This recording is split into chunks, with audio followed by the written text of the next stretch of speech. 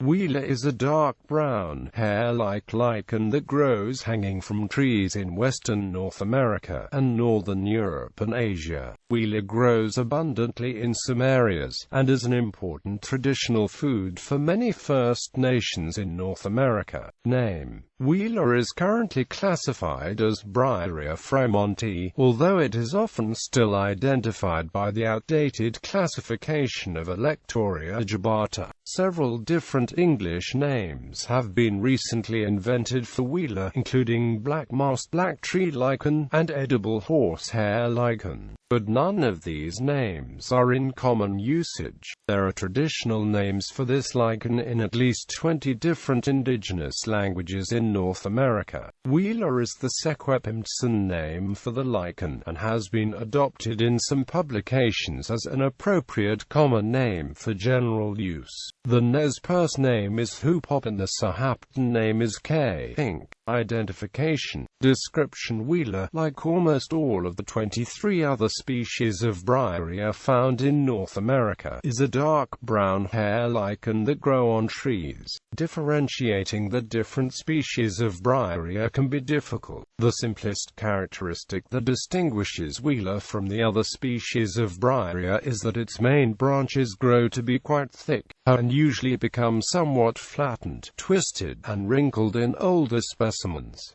Other species of Bryaria usually have narrower main branches. Wila can also grow to be a lot longer than other species of Bryaria, and is the only species in this genus in North America that regularly grows longer than 20 centimeters. Wila is often slightly darker in color than most other species of Bryaria, although there is much variation in this characteristic. Sauroidea and Apothecea are uncommon, but when they are present they are very distinctive, as they are both bright yellow. Differentiating poisonous specimens: Wila usually does not contain any secondary lichen substances. However, some specimens are quite high in vulpinic acid. These specimens are often classified as a separate species, Bryaria tortuosa, but it is currently thought that they are different morphotypes of the same species. Vulpinic acid is both toxic and bright yellow, and, besides making the lichen poisonous, it can also give the lichen a yellowish tint. As a result, although Wila is usually reddish-brown to dark brown, some specimens can be yellowish-brown or even bright yellow. All yellowish specimens of Wila should be considered to be poisonous.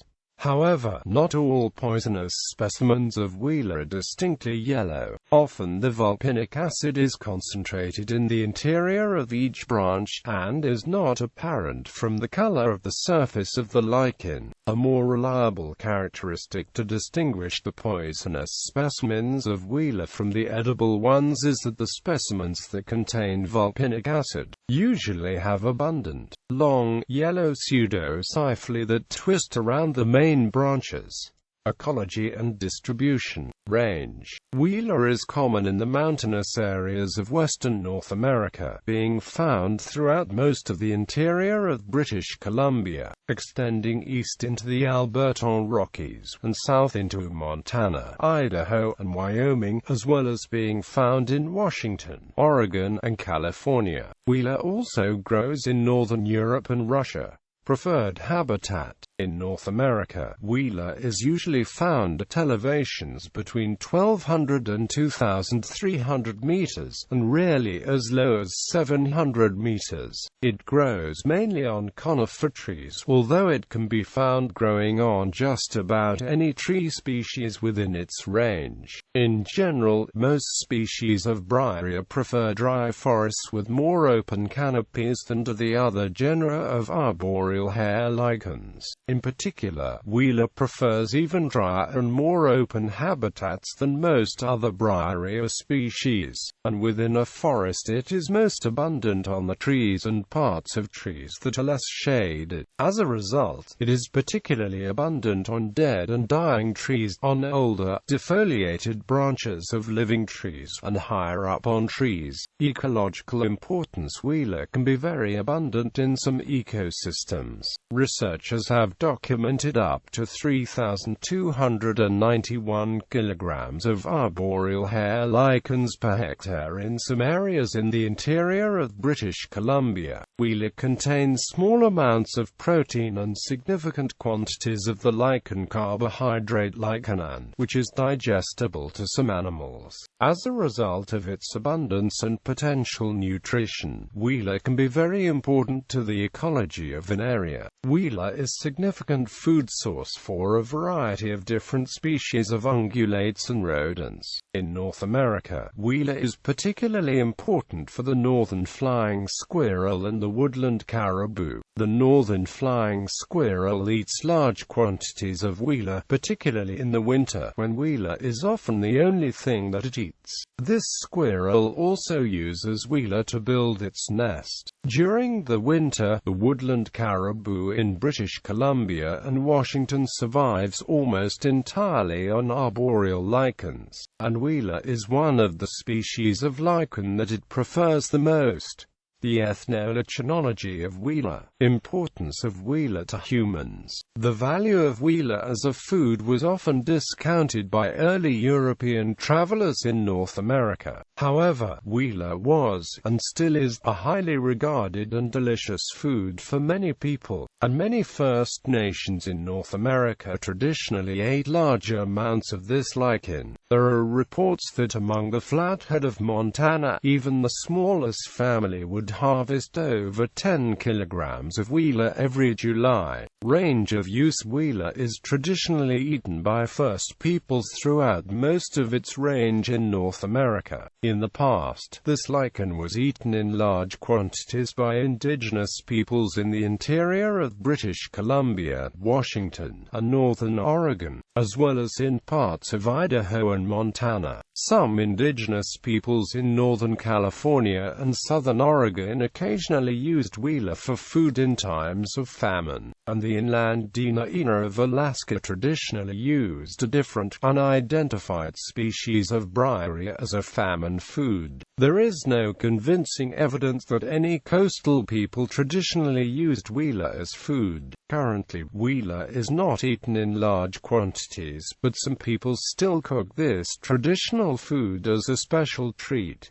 Harvesting Wila. Wila is often growing high in trees, and thus can be difficult to harvest. The most common way to collect the lichen is to reach up into the tree with a long stick, twist the lichen around the end of the stick and then pull the lichen down off the tree. This lichen collecting stick is called txipmn in the Okanagan language. Wila can be collected at any time of year, but it is important to choose the right type of lichen. There are numerous other species of briary that look very similar to Wila, but that are bitter and mildly toxic. As well, there are some specimens of Wila that contain toxic levels of vulpinic acid. Most people that traditionally harvest Wila have figured out ways to make sure that they're collecting the right lichen. The species of tree on which the lichen is growing and the general location of that tree are both thought to be important factors for deciding if it is the right type of lichen to eat.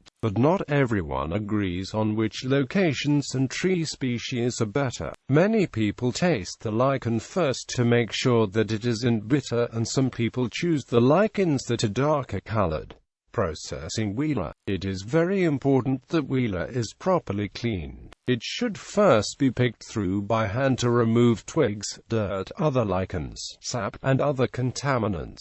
Then it is usually soaked several hours to overnight in water, often in running water. It is sometimes worked with hands or pounded with a paddle-shaped tool while being soaked. This process of cleaning the Wila is called calca in the Secwepemc language, and likely helps to remove the toxin vulpinic acid, which is slightly water-soluble. After being cleaned, the Wila is traditionally cooked in a pit. The pit is traditionally quite large, 1 to 3 meters across and 60 to 90 centimeters deep. A fire is lit in the pit, and numerous rocks are heated up on the fire until they are very hot. Some people sprinkle some dirt over the rocks after they have been heated up. Then a thick layer of wet vegetation is used to cover the rocks and line the pit. The Wila is piled on top of this vegetation, almost always with layers of root vegetables or other food. The lichen is then covered with more wet vegetation, often a barrier of large leaves, bark, reed mats, or burlap sacks is placed on top of all the vegetation to stop any detritus from falling into the food. The entire thing is then covered over with a layer of dirt. Water is usually added to the pit after it has been covered. This is accomplished by holding a large stick upright in the pit as it is being filled with the dirt, vegetation, and food. This stick is pulled out after the pit is completely covered, leaving a small hole that extends right down to the hot rocks at the bottom. Water is poured down this resulting hole, and then it is sealed with dirt. Then a fire is usually built on top of the pit, and the lichen is left to cook for anywhere from overnight to several days. When it is dug up, it has formed a black gelatinous dough about a quarter of its original volume.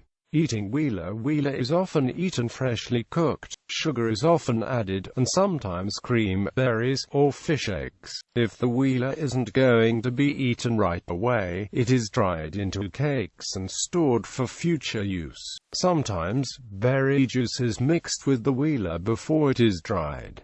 These dried cakes can be stored for many years. Before being eaten, they are usually boiled in water as soup to rehydrate them. Alternately, instead of boiling the cakes, some people just soak the cakes overnight in cold water or dip them into a soup like crackers. They can also be powdered and boiled in water to make a porridge. Other ways to eat Wila: it is always preferable to cook Wila in a cooking pit. However, it has sometimes been prepared by simply boiling it in water. It is generally reported that this produces an inferior product, and it is likely only done when the chef does not have the time for a proper pit cook. The Okanagan sometimes roast the fresh lichen on a stick over hot coals, turning it frequently. When the lichen is crumbly, it is then boiled to the consistency of molasses.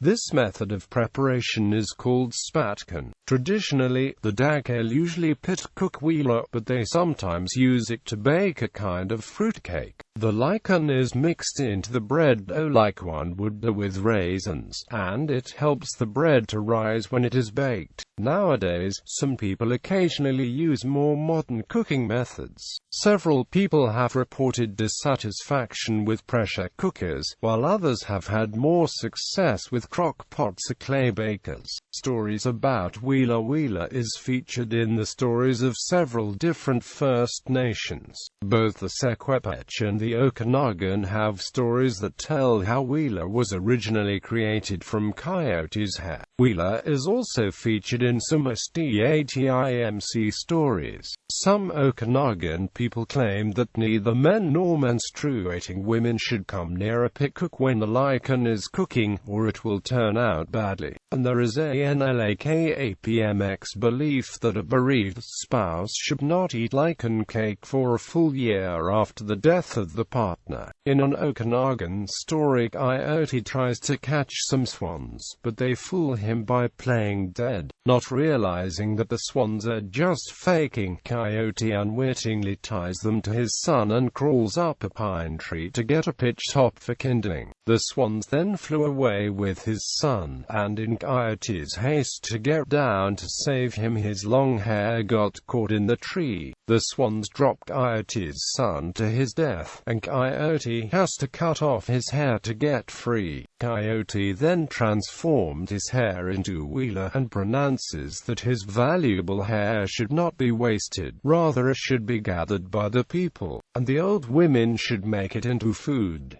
There is also a similar Secwepemc story. In this account, Coyote is marveling at how easy Spider can go up and down his web. Coyote is so impressed that he tries to copy Spider. Coyote climbs up a tree, and then tries to use his fur as a web to slide down. Of course it doesn't work, and Coyote gets stuck. Luckily, Spider comes along and frees Coyote. Some of Coyote's fur is left on the tree, and Spider proclaims that when the people come to live on the land, the fur will be Wila, and the people will gather it for food. Other uses for Wila. Wila is also used as a medicine by a variety of First Peoples across North America. Other species of Bryaria are undoubtedly used along with Wila for many of these medicinal purposes. The Okanagan use the lichen for baby medicines, and the Nlakapmx use it for removing warts. The Atsushwa use Wila as a poultice for swellings, and the Sequepech use it for broken bones and for bandages. The Sugpiak also use it for bandages, and as a hot compress in medicinal steam baths. The Nimiaipu use Wila for digestive troubles, and the Flathead as a general tonic. Some Plateau Indian tribes used Wila to treat arthritis. Wila can also be used as a pigment. It produces a green dye when boiled in water, which is anomalous from most of the other species of Bryaria, which all produce yellow-brown to brown dyes. The highly use different species of Bryaria to make a black paint, and the Lummi use them to make a dark green dye. Several different First Peoples in British Columbia traditionally made clothing out of Wila. Lichen garments were usually only worn by poorer people, as they quickly absorb water and are unsuitable in wet weather. The garments were made by twisting together ropes of Wila and weaving them together with plant fiber to form vests, ponchos, shoes, and leggings. Several other minor uses for Wila and other Bryaria species take advantage of the fibrous properties. Various First Peoples in British Columbia traditionally mix these lichens with mud for chinking cracks in houses, as well as using them as liners for moccasins and diapers, and as a predecessor to paper towels for a variety of domestic purposes. Dangers. There are numerous other species of Bryaria that can be mistaken for Wila, as they all look superficially similar. Although Wila is edible, most of the other species of Bryaria are mildly toxic and should not be eaten in large quantities. Furthermore, in certain areas Wila can contain toxic quantities of vulcanic acid, which is one of the most potent poisons found in lichens. If you intend to eat Wila, you must take proper care to ensure that you are collecting the right species, and that it is not a morphotype that is high in vulcanic acid.